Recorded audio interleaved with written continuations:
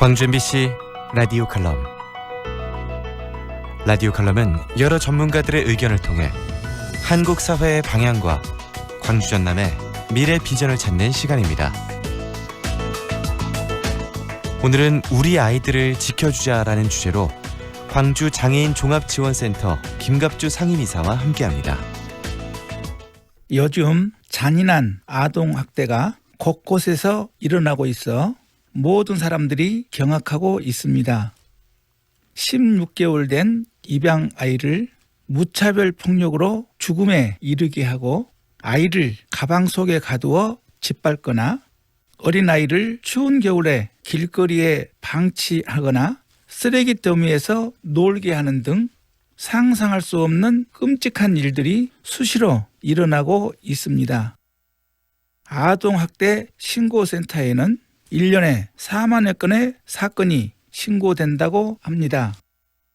거기에다 우리나라의 가족 정서와 아이들이 스스로 고발할 수 없는 여건을 감안해 볼 때 신고되지 않은 사건이 훨씬 더 많을 것이라고 추정해 보면 암울하기만 합니다. 판단력과 신체 성장 등 아직은 여러 가지로 부족한 어린아이를 이렇게 끔찍한 학대와 방임과 살인이 반복되는 현실을 어떻게 보아야 하겠습니까? 그리고 꼭 짚고 가야 할 것 중 하나는 학대나 방임 등의 괴롭힘도 있지만 잘 키워야겠다는 부모의 과잉 욕심입니다. 자유롭게 자신의 모습을 찾아가야 할 어린 아이를 강제로 교육과 훈련 등으로 혹사하여 정서적으로 황폐하게 하는 지금의 어린 아이들의 처지가 한없이 애달파 보입니다.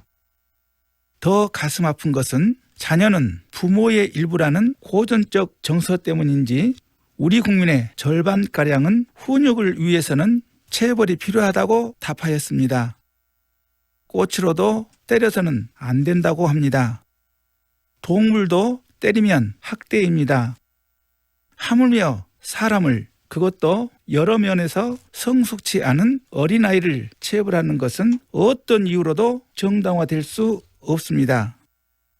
그나마 이번 정인이의 사건으로 인해 국회에서 친권자의 자녀 징계권 조항을 삭제한 민법 개정안을 통과시켜 세계에서 61번째 체벌이 금지된 나라로 이름을 올리게 되어 다행한 일이었습니다. 아이들은 어른들의 거울이라고 합니다.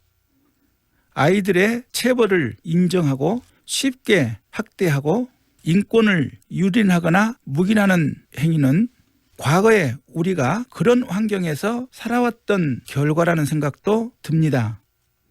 법을 제정하는 것도 중요하지만 우리의 의식이 바뀌어야 합니다. 어린이 한 명 한 명을 독립적 인격체로 생각하는 것은 물론 아이 중심으로 생각하고 판단하여야 합니다. 꽃보다 더 아름다운 아이들의 해맑은 웃음이 우리 생활 속에서 피어났으면 좋겠습니다. 김갑주 상임이사는 시각장애를 이겨낸 기업가로 여러 장애인 기관을 만들어 장애인들에게 희망을 주고 모든 장애인들의 삶을 향상시키는 데 앞장서고 있습니다.